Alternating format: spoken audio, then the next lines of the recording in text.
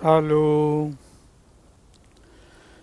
કથાના પ્રસંગની અંદર પરમ પૂજ્ય સદગુરુ જોગી સ્વામીની વાતો સાક્ષાત સવિતા ભાગ 1 કિરણ 113 પોઈન્ટ નંબર 2 કાલની અધૂરી કથા હાલે છે પૂર્વકર્મની છેલ્લા પ્રકરણનું 13નું વચનામત. દેહ પૂર્વકર્મના અધીન છે. ક્યારે સાદું ક્યારે માંદું હોય, ક્યારે સ્વતંત્ર હોય પરાધીન હોય, ક્યારે ધાર્યું રહેવાય કે ન રહેવાય. આ અનેક દેશકાળ છે. માટે કેવી રીતે ભગવાનના ભક્તોને એકાંતિકપણું છે. ધર્મ જ્ઞાન વૈરાગ અને ભક્તિ સાર હોય ત્યારે એકાંતિક કહેવાય. સાર ન હોય છતાં કેવી રીતે એકાંતિકપણું છે જોયું. ભગવાનની ઋષિ અભિપ્રાય સિદ્ધાંત શું છે જાણવો. ભગવાનની ઈચ્છા એ આપણું પ્રાપ્ત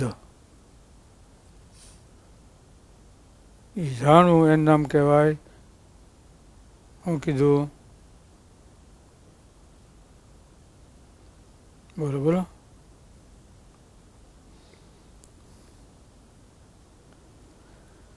ભગવાનના સંબંધવાળો ધર્મ સમજે ને. ત્રણ ન હોય છતાં કેવી રીતે એકાંતિકપણું.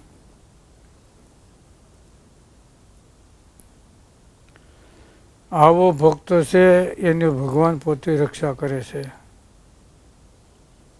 એને ધામમાં ન જવું હોય તો ભગવાન પોતે બળાત્કારે કરીને એને ધામમાં લઈ જાય છે.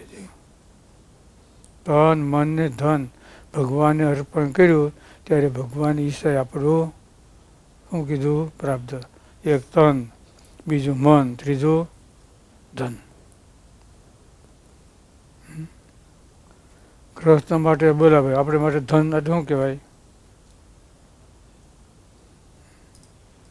દેહ અભિમાન છોડે એટલે દ્રવ્ય છૂટી ગયું. દેહ અભિમાન છે દ્રવ્ય છે. ગુણાત્મા સ્વામી ઉપલેટા લાલ બાપા આવતા અને ન્યા સ્વામી ગયા અને વાતો કરી. પછી લાલ બાપા કે સ્વામી હા હું જુનાગઢ આવું તો ઉતાર ક્યાં આપો? તો સ્વામી કે મારા આસન પાસે, મારા આસન પાસે. મારા ઘર ના આવે તો નખો. એમ દેહ અભિમાન છે દ્રવ્ય છે ત્યાગી માટે, અને સ્વભાવ છે એ દ્રવ્ય છે. સ્વભાવ છે પ્રકૃતિ. આમ સ્વામી કહેતા છેલ્લા પ્રકારના 33ના વચનામૃતમાં લખ્યું છે. સાધુ માટે દ્રવ્ય શું કહેવાય? દેહાભિમાન દ્રવ્ય. અને માટે સ્ત્રી શું કહેવાય? એને જે સ્વભાવ પ્રકૃતિ એ. એટલે તન મન ને ધન ભગવાનને અર્પણ કર્યું ત્યારે ભગવાનની ઈચ્છા એ આપણું પ્રાપ્ત. આપણે માટે ભગવાનની આગળ પ્રાર્થના કરવી આપણો અધિકાર છે. પણ પ્રાર્થના કર્યા પછી માગવું એ આપણો અધિકાર નથી. સમજે ને. મહારાજ ના પડી. પ્રથમ 71માં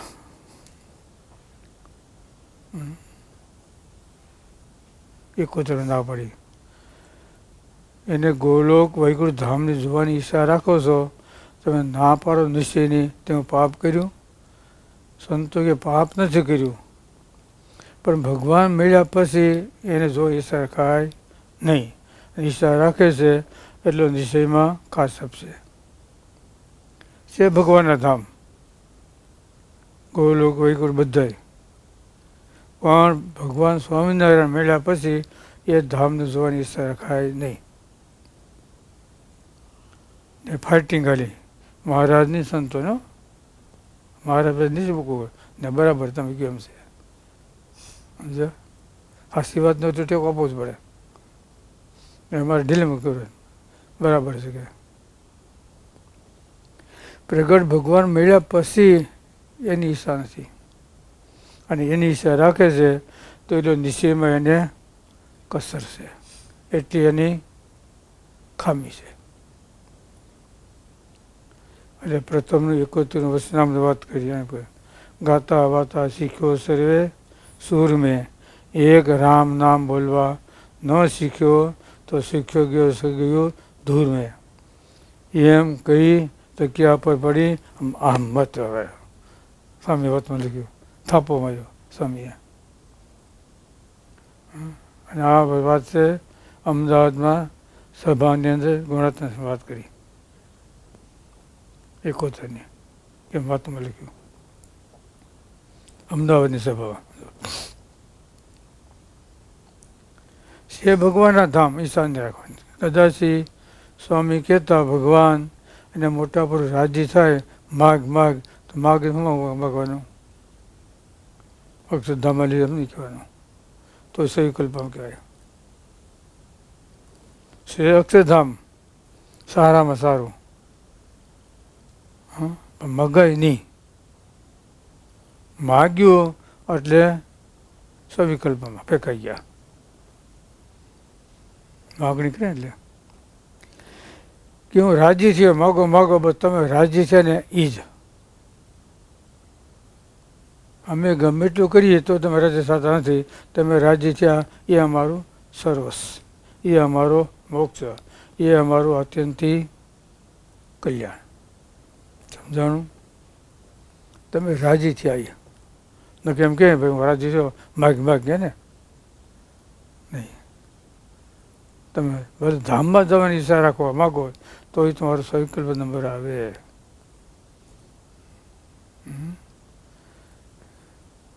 સવિકલ્પમાં નિર્વિકલ્પ આવે, અને ઓલો નિર્વિકલ્પમાં અસલ નિર્વિકલ્પ, અષ્ટ આવરણયુક્ત પરવક્ષ ધામ, જેના એક રૂમમાં અનંત કોટી બ્રહ્માંડ અનુપી ઠર્યા છે. એવું જે પુરુષોત્તમ નારાયણનું ધામરૂપ અક્ષર એ રૂપ થઈ અને ભગવાનની ભક્તિ કરવી એને કહેવાય નિર્વિકલ્પમાં અસલ નિર્વિકલ્પ. કિંમતીમાં કિંમતી શું કહેવાય? સોનું. એમાં કિંમતી શું કહેવાય? પેન્ટિંગ હોનાથી ઊંચું આવે ને, શું કહેવાય? હે જે હોય સપ્ત ધાતુ છે એમાં સોનું ઊંચામાં ઊંચું કહેવાય, સોનાની અંદર ઊંચું પાછું એમ. એમ પ્રથમ 40માં લખ્યું સવિકલ્પ સમાધિ અને નિર્વિકલ્પ. સવિકલ્પમાં નિર્વિકલ્પ, એમાં પણ સવિકલ્પ અને એમાં પણ નિર્વિકલ્પ.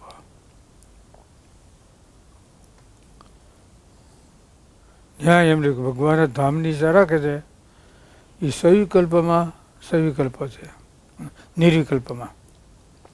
સવિકલ્પમાં સવિકલ્પ કયો તમે માળા કરો, પૂજા કરો અને ફળની સેવા કહેવાય, અને એમાં ઈચ્છા ન રાખવાની એ પાછું સવિકલ્પ નિર્વિકલ્પ, પાછું નિર્વિકલ્પ સવિકલ્પ. એમાં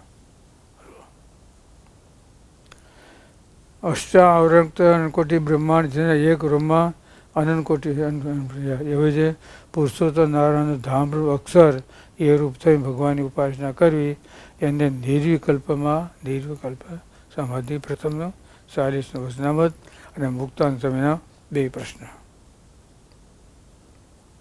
સ્વામી બાપા સાંભળતા મસ્તીમાં આવી જતા,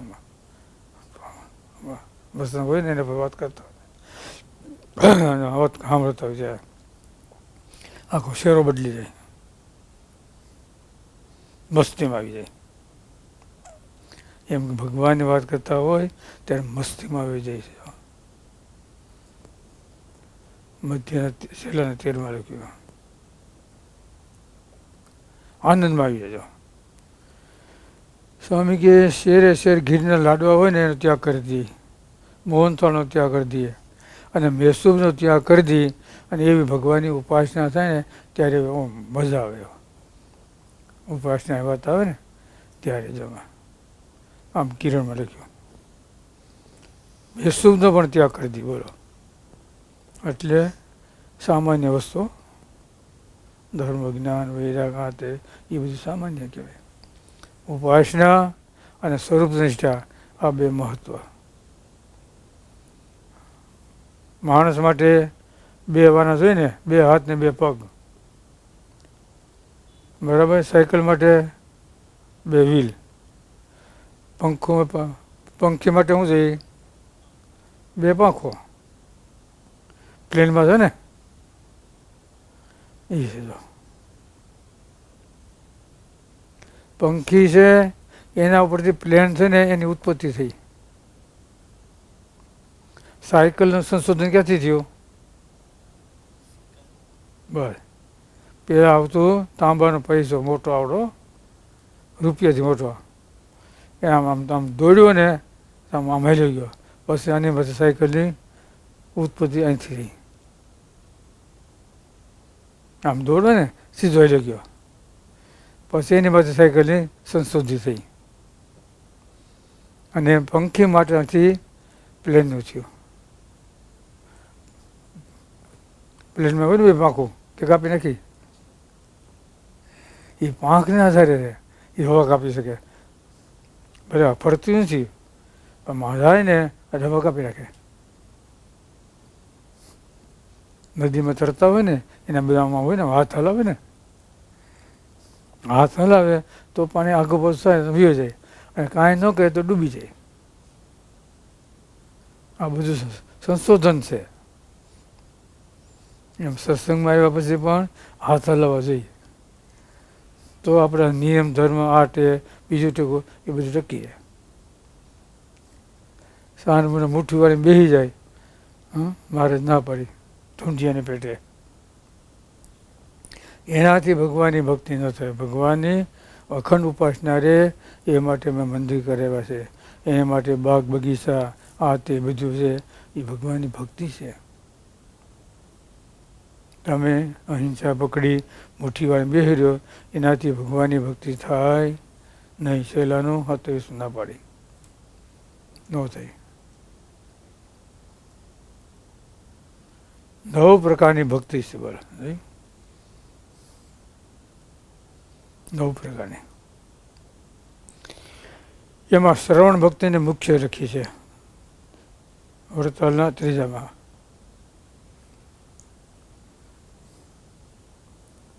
ચૈત્ય કૃતુ રાજાએ ભગવાનની કથા સાંભળવા સારું 10,000 કાનમાં ગયા, બીજું કઈ ના આવી ગયું. શ્રવણ ભક્તિ શ્રેષ્ઠ છે, પણ એના કરતાં ભગવાનની કથા વાંચવી, કીર્તન બોલવા, ધૂન બોલવા એ પણ એના કરતાં શ્રેષ્ઠ છે. શા માટે? ઓલું એક ઇન્દ્રિય વસે, આ છે બધા થાય. પોતાને ભજન કીર્તન ગાતો હોય તો પોતાને આનંદ આવે, બીજા સભામાં બેઠે બધા આનંદ આવે. માટે કીર્તન ભક્તિ શ્રેષ્ઠ છે. શ્રવણ ભક્તિ છે નંબર 2. ખોટું નથી હો, છે હાસું. પણ એકલા પોતાને સ્વામી કહેતા માળા ફેરવો તો તમે એકને સુખ આવશે, બરાબર. ધ્યાન કરજો, માનસી પૂજા કરજો તો કેને સુખ આવે? એકને જ આવે ને. અને ધૂન બોલો તો તમને અને બધાને. જો કીર્તન બોલો તો, કથા વાંચો તો. માટે કથા શ્રેષ્ઠ આવી છે. શા માટે? બીજામાં એક ઇન્દ્રિયો તમે વશ કરવી પડે, અને આમાં તો દરેક ઇન્દ્રિયો. કથા વસાય ક્યારે? પેલા સંકલ્પ બંધ થાય ત્યારે. તે નંબર 2 મન સ્થિર થાય. 2 તે પછી આપણે ઇન્દ્રિયો. પહેલા હવે તો ઓળખી ગયું, મોટી કીર્તન બોલતા, વસનામ બોલતા, ધાર્મિક, અને જો આપણે એનું મન નખું જાય બંને ભૂલ પડવા એટલે ખબર જાય એમાં ડોણા પડે. એનું કારણ એ કે મન બીજે વી ગયું એમ. અને ઓલું તમે વસનામ બોલતા હોય ને, ન હોય પુસ્તક પણ છતાં માખ્યું ફરતી જાય, આ લીટી આવી, આ લીટી આવી, આ લીટી આવી. ન પુસ્તક હોય ને તો આમ દેખાય, વગર પુસ્તકે. શા માટે? આપણી દરેક ઇન્દ્રિય કેન્દ્રિત છે, એક થઈ જાય જો એને પુસ્તકની જરૂર ન પડે. પુસ્તકની જરૂર ન પડે. એટલે અહીં છે ને અમે દરેક કેન્દ્ર કરવું પડે. પહેલાં આપણું મન સંકલ્પ, પછી આપણી આંગળી ફરે, અને પછી આંખ ફરે, અને પછી જીભ ફરે, એટલે કોઈ દી ભૂલ પડે નહીં. નગર આંખ પહેલાં શબ્દ મને બોલવા એટલે મને ગોટાળો થવા. સમજાય ને? ખબર પડી ગઈ? જીભ પહેલાં વહી જાય અને આંખ પાછળ રહે એટલે સમજી જઈએ. એટલે મને ભૂલ પડવા ગમે ત્યાં. ભગવાન સિવાય બીજી વાતમાં આપણું મન ગયું એટલે ત્યાંથી આપણું મન ઉથળકે અને ત્યાંથી મને ભૂલ પડવા. બોલો સહજાનંદ સ્વામી મહારાજ.